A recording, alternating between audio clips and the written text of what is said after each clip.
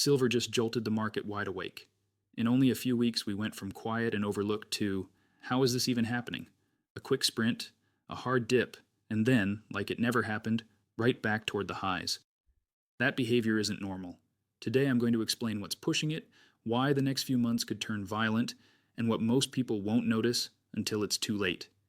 If you're watching on a phone, pause and save this video. The next swing can hit fast, and you'll want a clear reference point handy. Here's the setup.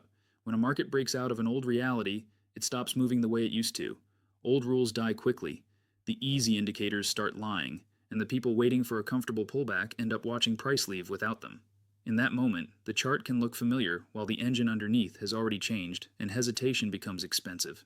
Now here's what we're covering in this video. First, what actually happened in silver and why the recent surge, dip, and snapback matters. Then, the one relationship that can flip silver from steady to feral almost overnight. After that, we connect the dots to gold, the bond market, and the policy response that can pour fuel on metals. Then, miners, why they still look mispriced, and what could trigger a sudden re-rating. Finally, we touch oil and the wider commodity complex, because the quiet market is often the one that ambushes everyone. And somewhere in the middle, I'm going to ask you a question that might change how you position for the next 6 months. Stay with me, because the answer is not what the crowd wants to hear. Let's begin with the obvious. Silver is acting like it was released from a cage. The classic pattern for most markets is simple. Run up, cool off for weeks, drift sideways, reset, then choose a direction. Silver lately? It sprints, slips, and snaps back like a spring-loaded trap. That's why the normal crowd keeps getting baited. They see a fast move and shout, top. Then they see a fast pullback and shout, collapse. And then silver does the most disrespectful thing possible. It erases the pullback. So what changed? The big idea is this. Silver isn't just a commodity. It's also money, and it's riding two waves at the same time. One wave is monetary, confidence, currency stress, the hunger for hard assets, the fear of debt, the fear of policy mistakes, the need for something that can't be printed. Wave two is industrial, tech build-out, electrification, data centers, solar, electronics, plus the simple reality that demand can outrun supply for years before price is forced to respond. Most analysts stare at the industrial story only. They talk about panels, chips, and demand charts like that's the whole movie. But when silver flips into a true monetary moment, the character changes. It doesn't crawl higher. It doesn't politely trend. It lunges. Now there's a specific trigger that tends to light those lunges, how silver behaves relative to gold. People love calling it the ratio. I treat it more like a relationship between two prices. Ask it this way. What share of gold's price is silver? Over long history, that share stretches, then snaps back.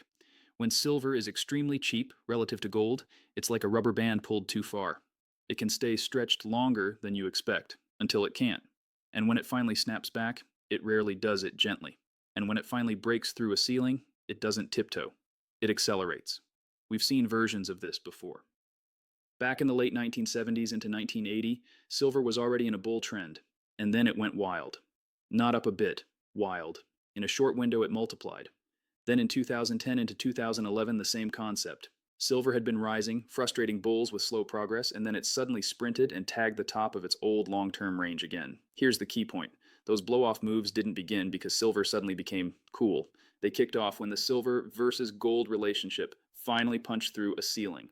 Once that barrier gave way, the whole price rhythm changed. Now apply that idea to today. If silver has been stuck under a multi-year ceiling versus gold, and it finally punches through, you shouldn't expect a calm grind higher. You should expect a new reality. And in a new reality, corrections can shrink from months to days. That isn't hype. That's market structure. Think about markets that sat in boredom for years and then suddenly snapped. Copper spent decades boxed in until it broke out and, in a short window, repriced into a new world. Lead pulled a similar move later. Those breakouts weren't polite. They were tight, sharp, and shocking. When a market lingers too long in the wrong place, the catch-up rarely comes as a slow apology. It lands like a slap. So the question is, was silver trapped for too long?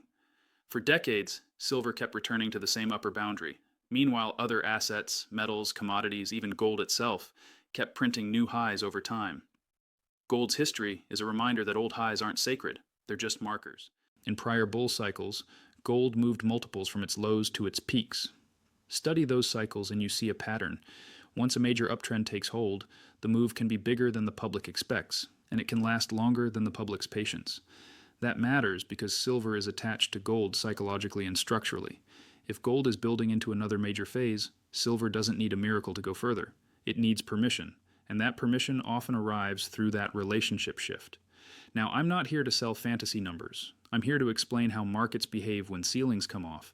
When the crowd says it's overbought, you have to ask, overbought compared to what reality? Because if the reality changed, the indicator didn't get the memo. That's why the standard technical playbook can turn dangerous here. An oscillator can scream overbought, and you'll assume a reversal is guaranteed. But in past silver blow-offs, overbought can stay pinned while price keeps climbing. The result, the indicator protects you from discomfort and also blocks you from the move. Most analysts stare at the industrial story only. They talk about panels, chips, and demand charts like that's the whole movie. But when silver flips into a true monetary moment, the character changes. It doesn't crawl higher, it doesn't politely trend, it lunges. Now there's a specific trigger that tends to light those lunges, how silver behaves relative to gold. People love calling it the ratio. I treat it more like a relationship between two prices. Ask it this way: what share of gold's price is silver? Over long history, that share stretches, then snaps back. When silver is extremely cheap relative to gold, it's like a rubber band pulled too far. It can stay stretched longer than you expect, until it can't. And when it finally snaps back, it rarely does it gently. And when it finally breaks through a ceiling, it doesn't tiptoe. It accelerates. So, how do you handle that without getting reckless? You separate time horizons. If you're holding physical metal or long-term positions, you don't try to outsmart every swing. You respect volatility, but you don't let it bully you out of a structural shift. If you're trading leverage, options, short-term bets, that's a different game. Timing suddenly matters. A midpoint correction can sting badly, even if your bigger picture thesis is correct. And yes, even in explosive runs, midpoint corrections can show up. Not the end, just a pause, a shake, a moment designed to convince you the story is finished, right before it continues. This brings us to the next important idea: round numbers. Markets love to play games near big, clean levels, not because the universe cares, but because humans do. Round numbers pull attention, orders, fear, and ego. They also attract clustered stops and sudden reversals. They become battlefields. That's why you can see stalls, fake-outs, and sharp flushes at levels that look obvious. So if silver pushes toward a major psychological milestone, it wouldn't be surprising to see a nasty dip along the way. But here's the trap. People confuse dip with death. They expect the old world to return.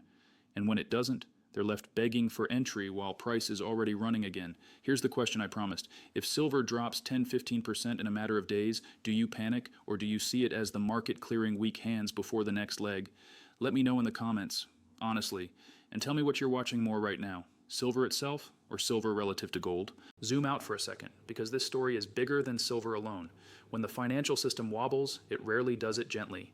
Quiet corners can turn loud fast, and one of those corners is long-term government debt. Almost nobody starts the day staring at bond futures. They're thinking about tech stocks and the latest headlines. But the long end of government debt is massive. When confidence there starts to crack, policymakers usually answer with intervention. More liquidity, more backstops, more support. Call it whatever you want. It often ends with more currency units being created over time. And when currency units get diluted, hard assets tend to be the beneficiaries. That's why monetary metals can run even while the stock market still looks okay. The idea that metals must drop whenever stocks drop is lazy thinking. Yes, in a hard liquidation, everything can get sold at once. But history shows metals can bounce quickly and then outperform while risk assets keep bleeding. That correlation isn't physics, it's sentiment. So if you're trying to position for the next phase, don't build your entire plan on stocks down equals metals down. Instead, watch stress points, debt markets, policy reactions, liquidity moves, and confidence. Now let's talk miners, because this is where things get interesting. Miners are not the metal. They're leveraged businesses tied to the metal. They can lag for long stretches, then catch up violently when the market finally believes the move is real. One simple lens is miners versus gold. Over long stretches, mining indexes tend to trade inside broad bands relative to gold. Sometimes miners command a healthy share of gold's value. Other times, especially after crashes or long bear markets, they get washed out and become historically cheap, as if the market decided they're permanently damaged. When that relative value hits extreme lows, you often get a setup. If gold stays strong, miners don't need perfection. They need a spark. sentiment turning, capital rotating, and earnings optics shifting. And yes, earnings optics matter, even if you hate fundamentals, because when the metal price rises while production costs don't rise as fast, margins expand. When margins expand, headlines follow. Then the same people who ignored the sector start buying because the numbers look good. It's backwards, but that's how crowds behave. This is why miners can act like a second wave trade. Gold moves first, silver catches fire. Then miners, especially silver-leaning miners, can explode as the public scrambles for more torque. But here's a warning. Miners are volatile. If you can't handle swings, don't pretend you can. Don't buy miners and then act shocked when they move like a caffeinated animal. That's the deal you sign. The upside can be explosive and the drawdowns can be just as fast. So what would I focus on if you're newer and overwhelmed? Keep it simple. Pick your base. Maybe physical, maybe a broad fund, maybe a small basket. Keep it manageable. Then, if you want more upside, layer miners carefully, not as a lottery ticket, as a calculated add-on. And if you're already experienced, here's a friendly reminder. If you've had wins in this space, share your success in the comments, even one line. It helps newer viewers stay steady, and it keeps the community real. Here's the last twist I promised. Oil. Oil has been the ignored outcast. While other assets moved, oil has spent a long stretch feeling heavy. And when a market drags for too long, it can turn into something dangerous, because cheap never rings a bell until it suddenly does. Oil can look beaten down versus other assets, versus gold, versus the stock market, and sometimes even versus its own history. That doesn't mean it must rise tomorrow. It means it becomes a candidate for a surprise move. And surprise moves often happen without a clean headline. Sometimes the narrative says, more supply, weaker demand, it's going lower. Then the market prints one more ugly flush, what traders call a vortex low, where everyone feels confirmed. And then it turns up anyway because the selling is exhausted. If oil pulls that move, it can rewrite the entire commodity conversation. Oil is a core input cost across the economy, and it carries a massive weight inside broad commodity indexes. If oil turns, commodities can stop feeling like background noise and start looking like the trade. And that matters because commodities can rally even in ugly, messy environments. When money gets printed and confidence wobbles, real things can reprice. We've seen it before, and it can happen again. If the commodity complex starts a new leg, you don't want to notice only after the move is already mature. Quick detour, because I said I'd do this creatively. If you like silver-related success stories and you want to see how regular people turn smart positioning into real-world results, there's another channel linked in the description built around exactly that. Check it out, and if it's useful, subscribe over there too. Back to the main line. Where does that put us?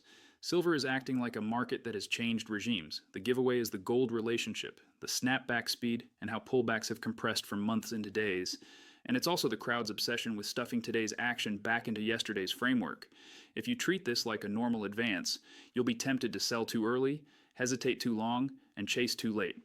If you treat this like a structural shift, you'll respect volatility without letting it intimidate you. And here's the cliffhanger. If silver is still early in this new reality, the next big move probably won't show up as a clean straight line. It may look like chaos, fast spikes, fast drops, fast recoveries. That's how this kind of market tries to shake you. So here's what I want from you. In the comments, tell me what you think is driving this more right now. Monetary fear or industrial demand? Second question, if you could only pick one, would you rather own the metal or the miners? And remember, if you're successful, business, investing, career, anything, share one win in the comments. It might be the exact thing someone else needs to hear today.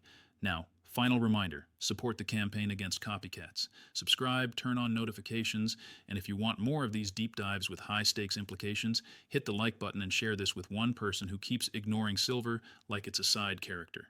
Because if this really is the start of a violent phase, the people who prepared early won't need to chase. They'll just watch the crowd run. Let me know in the comments below. When the next dip hits, will you treat it as proof the move is over, or as the shakeout that confirms the new regime is already here?